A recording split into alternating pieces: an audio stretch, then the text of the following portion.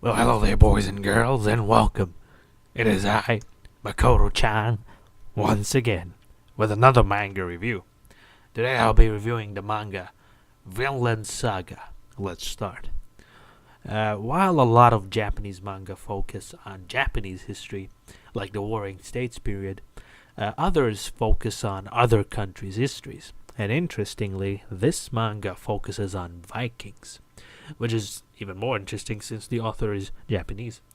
The plot of this manga is about a young Viking boy called Thorfinn, whose father once used to be part of a great Viking group called the Jomsviking.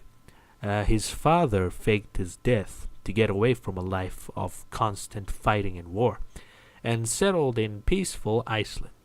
However, the Jomsviking eventually found out and requested Thorfinn's father, called Thors, to come back and join them in their invasion of England.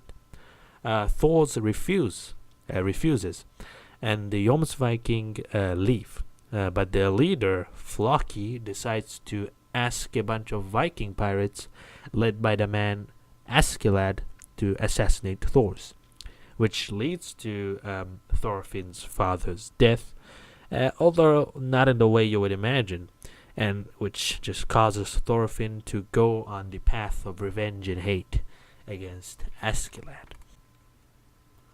Thorfinn then joins Askeladd's band of Vikings, hoping one day to kill him in a one-on-one match. His life is just consumed by revenge for 10 to 11 years. However, ends up failing to do what he wants.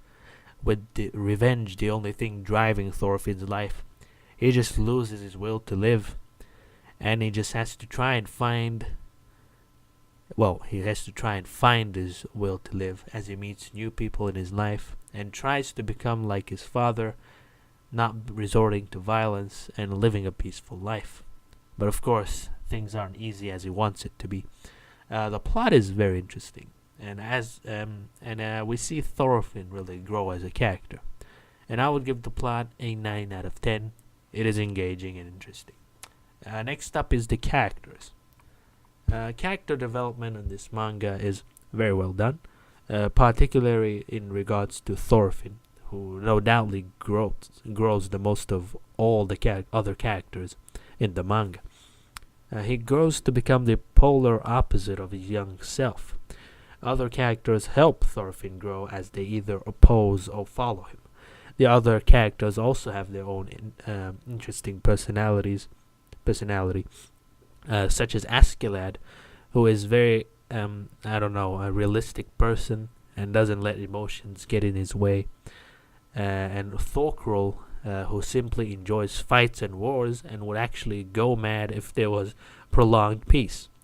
So for characters, I would also give a 9 out of 10.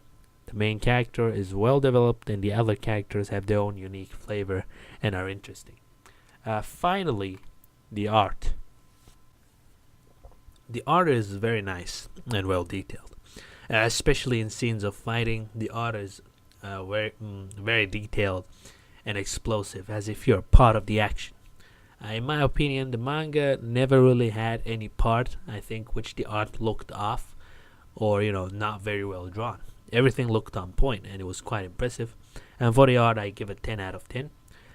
For the overall experience, I also give it 10 out of 10. It is engaging and interesting.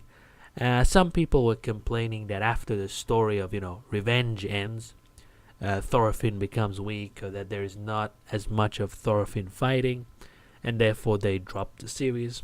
I think that this is fine, because it is part of the story.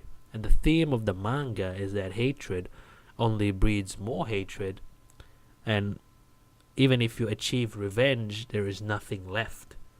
It makes a person empty. Well, anyway, that is it for this review. Hope you enjoyed it. If you like this video, please press the like button or upvote it. Share the video. You have something to say, comment down below. And if you want to see more manga reviews, gameplay, and other kind of things, follow my channel.